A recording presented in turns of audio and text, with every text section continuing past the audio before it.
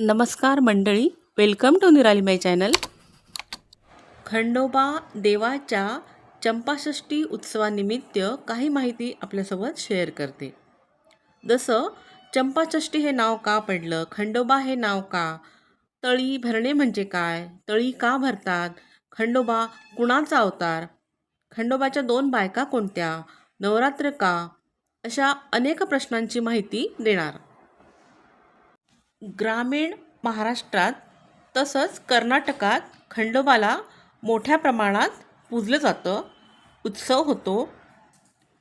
मणी आणि मल्ल या राक्षसांचा वध महादेवाने खंडोबा अवतार धारण करून खंडा या शस्त्राने केला म्हणून, तसेच संस्कृतमधील खड्ग धारण केलेला तो खंडोबा असे नाव पडले म्हणून खंडोबा असे म्हणतात. चंपाषष्ठी का म्हणतात?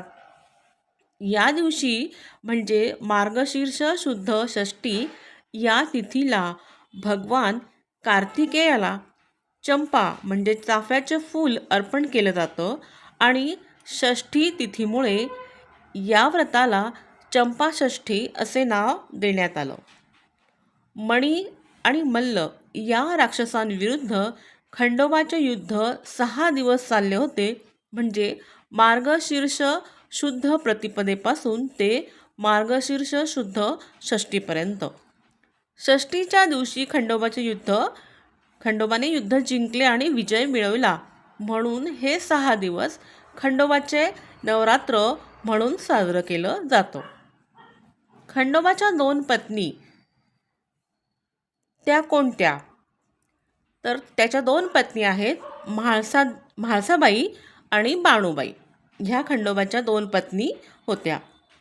खंडोबा हे ज्यांचे कुलदैवत आहे त्यांच्याकडे खंडोबाची घटस्थापना होते, म्हणजे मार्गशीर्ष शुद्ध प्रतिपदेला देवाजवळ वेतांच्या काळ्याच्या टोपलीत माती घालून त्यावर थोडे पाणी शिंपडून गहू पेरले जातात. त्यावर मातीचा घट ठेवला जातो, त्यात पाणी, पैसा, सुपारी टाकली जाते आणि घटाला हळद कुंकवाच्या 5 रेषा ओढल्या जातात किंवा स्वस्तिक काढली जाते.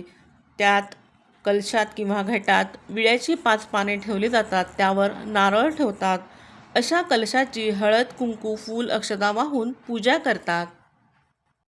पहिल्या दिवशी विड्याच्या पानांचा वेल चढवितात किंवा बांधतात. नंतर फुलांच्या माळा बांधल्या जातात. अखंड दिवा किंवा दिवटी लावली जाते. पंचमीला बाजरीच्या पिठाचे दिवे करून ते खंडोबाला ओवाळतात. त्याला नागदिवे असेही म्हणतात. चंपाषष्ठीला म्हणजे 6व्या दिवशी खंडोबाला पुरणपोळीचा तसेच कुणी बाजरी तिची भाकरी केले जातात. रोडगे म्हणजे रोडगे आणि वांग्याचे भरीत, कांद्याची पात असा स्वयंपाक करून नैवेद्य दाखविला जातो. या दिवशी तळी भरतात म्हणजे खंडोबाच्या नावाचा जयघोष करतात. येळकोट येळकोट जय मल्हार, मल्हारी मार्तंड की जय, सदानंदाचा येळकोट असा जयघोष करीत खंडोबाचा जयघोष करीत तळी भरतात. तर तळी म्हणजे काय, तर एका तबकात किंवा ताटामध्ये 5 विड्याची पाने, त्यावर पैसा, सुपारी, दक्षिणा 11-21 रुपये असं ठेवून मध्यभागी खोबऱ्याची वाटी आणि त्या वाटीमध्ये हळद भरून ती ठेवतात. हळदीला भंडारा असे म्हणतात. खंडोबाची मूर्ती किंवा टाक असेल त्यावर हळद कुंकू फूल अक्षता वाहून निरांजनाने ओवाळून मग ही विड्याच्या पानांचे ताट 3, 5 किंवा 7 अशा विषम संख्येने घरातील मंडळी किंवा शेजारील मंडळी असली तरी सुद्धा चालतील अशी मंडळी एकत्र जमून मग ते ताट खंडोबाचा जयघोष करीत 3 वेळेस कपाळाला लावतात. त्याला तळी भरणे असे म्हणतात. नंतर खंडोबासमोर घटस्थापना ठिकाणी थोड्या अक्षता ठेवून ताट ते खाली ठेवतात. आलेल्या प्रत्येक मंडळीस ते विड्याचे पान आणि सुपारी दक्षिणेसह खोबऱ्याच्या वाटीचे तुकडे करून तेही देतात आणि मग आरती करून प्रसाद ग्रहण करतात. तळी का भरतात, तर खोबऱ्याची वाटी जशी एक असते आणि तिचे 2, 4, 6 असे तुकडे होतात, त्याचप्रमाणे आपला वंशसुद्धा वाढावा, त्याचेसुद्धा 2, 4, 6, 8 असे आपले वंश वाढावा असं हे तळी भरण्यामागे उद्देश असतो.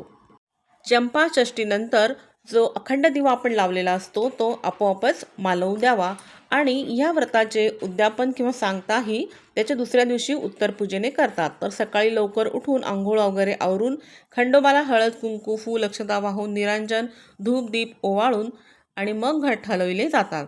कलशातील पाणी घातलेलं जे असतं ते पाणी सगळीकडे शिंपडून मग तुळशीला ते वाहिले जाते आणि विड्याची पानंही खाल्ली जातात.